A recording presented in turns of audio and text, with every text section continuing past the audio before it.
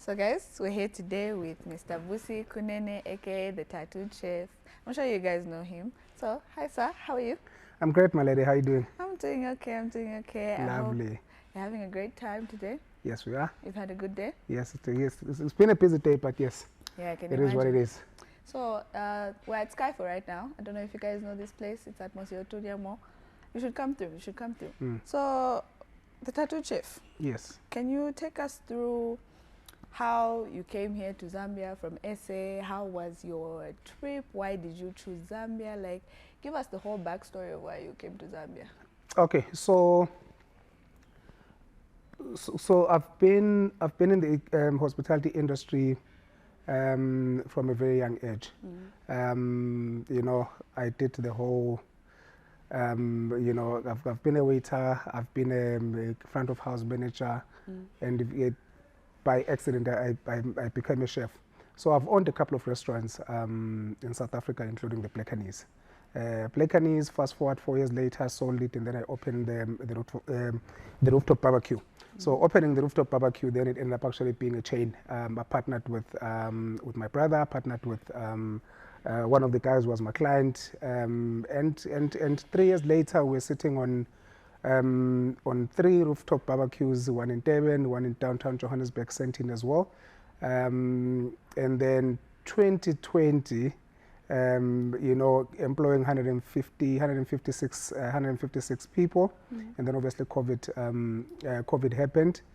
And I think, you know, a lot happened when actually, you know, we went through the pandemic.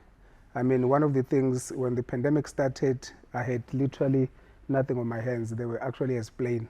But then after the pandemic now, you know, I mean, so this is a story of the person I was before the pandemic and the person I was after the pandemic. So the tattooed chef. Yes, hence now the tattooed chef. That was actually another way of rebranding. Actually, without even realizing it, because the tattoos was to say, how do we then tell a beautiful story of, you know, our 10 years before COVID, and how then do we now, you know, create another story after COVID? Because COVID, we became different people completely.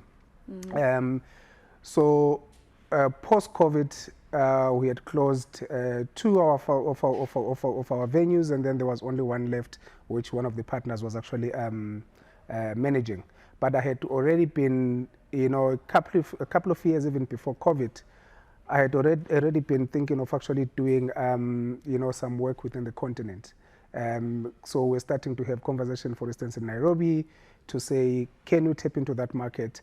But when COVID happened, then I think, you know, the easiest thing for me to do was actually to not to go and set up another restaurant, but to actually go into consulting, and without having to look for these consulting jobs. One day I'm sitting, my phone rings, and I hear there's someone who's looking for me in Zambia, and we had a meeting with the client, and then this is how I ended up in Zambia. And I was meant to be in Zambia actually for a year. My consulting job was only for a year. But then now, 3 years later, we're sitting at Skyfall and having a conversation. 3 years later. 3 years That's later. crazy. You must have been having a time. Yep. So you mentioned that you were in the hospitality industry. So from the time when you came from SA, was it a bit different when you came to Zambia? Would you say that it was almost the same? Would you say it was a bit different? Was it too bad if it was different? Like, how would you put it when you came to Zambia? Yeah, so look, these markets are different. If you look at countries like South Africa, for instance, I think, you know, it's one of the countries that is more developed within the continent. So coming to Zambia, for me, it was very interesting to, you know, to tap into a different market and, you know, and come and spend a year. To come and spend a year. 3 years later, we're sitting at Skyfall having a conversation for the next, you know. So when I think for me, there was a bit of a culture shift. As much as we're still within the same region, within the same southern African region, but I think if you look at South Africa, Lesotho, Zimbabwe, there's very much similarities in terms of culture, in terms of language, in terms of a lot of things. But when you now start coming into Zambia, Malawi, you know, there's a little bit of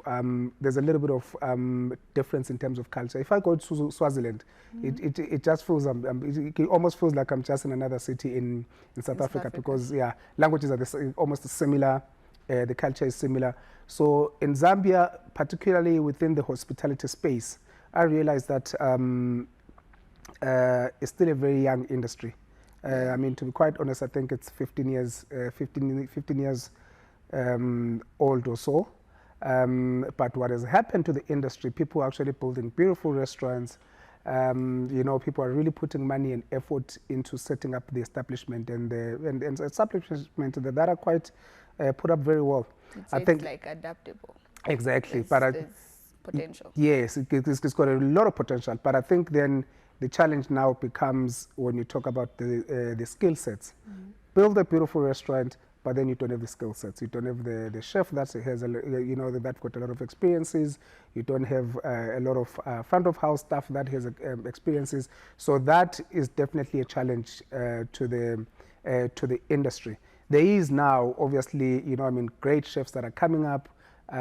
So therefore, that's why you are seeing the industry is getting better and better. But also, you see a lot of chefs, a lot of food and beverage managers that actually come from other countries. But with that, that's actually not a bad thing, because now people are coming in and saying, then how do we then obviously, you know, exchange those skills and make sure that we are not only here to take, but we're also here to sort of give that knowledge. Hence now, my 1 year then turns into 3 years, because I think also in my position, it was a lot of things that actually, you know, it made me get into that decision to say, I think it wouldn't be a bad idea to make Zambia my second home. The opportunities, the interesting factor that the industry now is starting to come up, because what that then means, it means there's so much opportunity. If you are able to position yourself well, you are able to, you know, I mean, as it comes up, you're also able to become one of the pioneers of the, you know, of the ideas within the industry. So it was very, very interesting. The Zambian time, though, I think for me, when I got here, the only challenge was... Yeah, no, not good with time. Exactly. The only challenge was the way of things are being done. You know, you set up a meeting for 10 o'clock, only at 11 someone is calling you, where are we meeting? Yeah, we need to work on it.